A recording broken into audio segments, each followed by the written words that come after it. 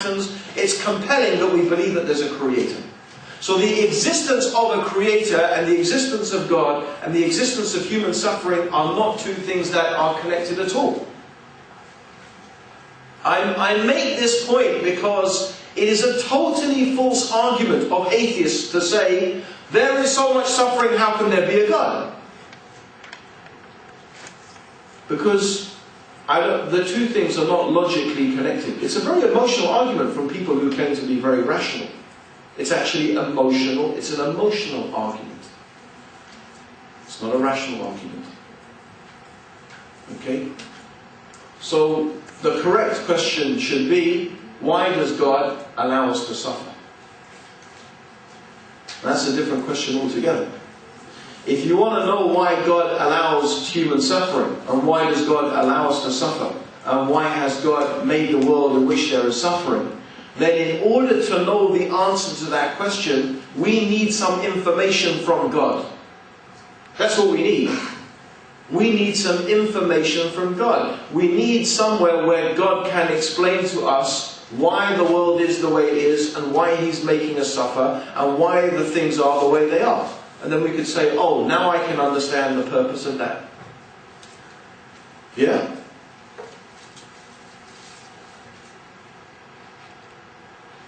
So, it comes back to that. It comes back to this issue.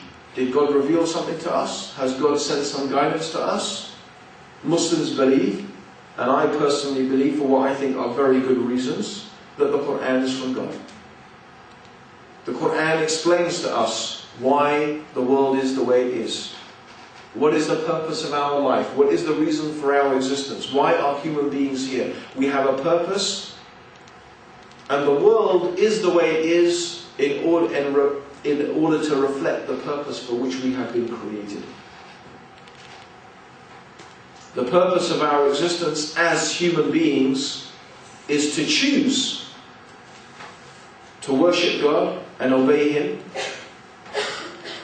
and to choose to leave disobedience to God and rebellion and denial of Him. That is the purpose of our existence. That's why God has created the world it is. Because if there was not good and evil, there would be no choice. If there was no evil in the world, how could you choose not to do evil if there was only good? Yes? That's one of the reasons. One of the reasons why there is suffering and evil and so on and so forth, and whatever these things are, one of the reasons is exactly that.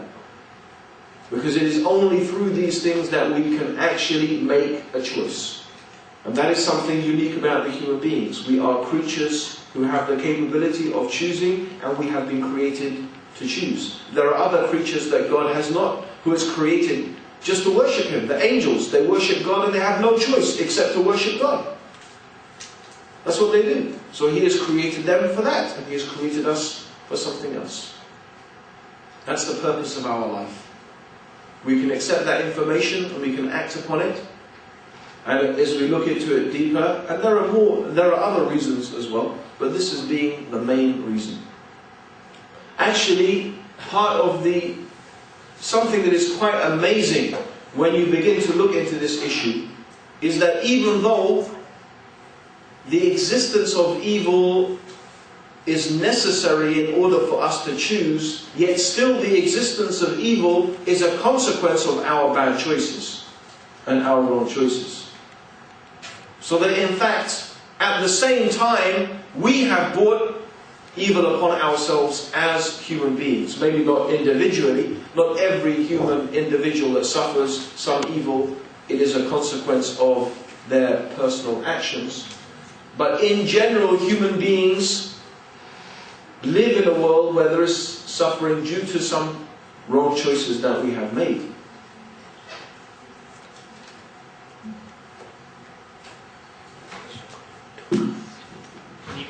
Yeah, okay, good. I can do. What is the Quran? The Quran is the words of God, the speech of God, that was revealed to the Prophet Muhammad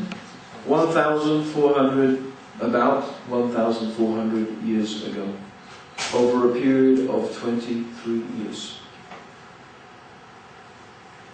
Okay? It is what Muslims believe to be a miracle. The Quran is a miracle.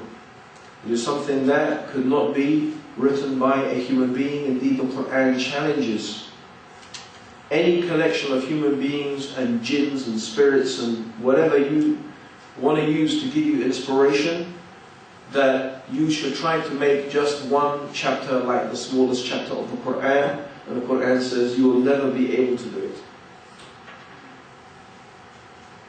It is miraculous in many different levels.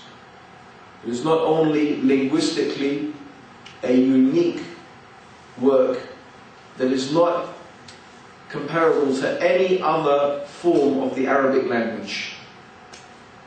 It is not like normal speech, it's not like poetry, it's not like any of the types of speech the Arabs used to use before or after. Yet still, the words are Arabic words and they are comprehensible and understandable.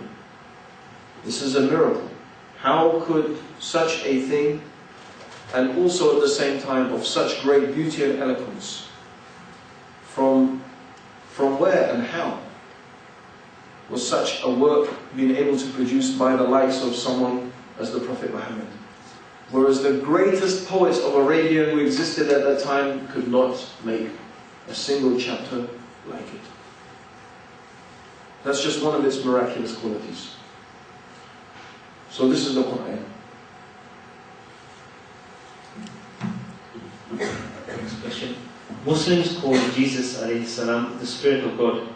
What is your response to the Christian argument that this term is akin to the Son of God? What does it mean, the Spirit of God? It means that it is every human being has a spirit that belongs to God. Every human being has a spirit, a soul, a ruh. And everything belongs to God. My ruh, your ruh, everybody's ruh, everybody's spirit, everybody's soul belongs to God. Okay? But in Arabic, in fact in any language, and in the Quran, Allah subhanahu wa ta'ala, God, He sometimes emphasizes something by attributing it to Himself to show and to emphasize that He loves it especially. So for example, the Kaaba is called Baytullah. It's called the house of Allah. Doesn't mean that Allah lives in that place and that's the place where if you want to go and, have some tea or something, go to Allah's house there, knock on the door. Excuse me, Allah, could I come in? No. Every house is Allah. It means it's a possessive term. It belongs to Allah. Everything belongs to Allah. But when He says it is His house, means that Allah has specialized it. Allah has dignified it above the other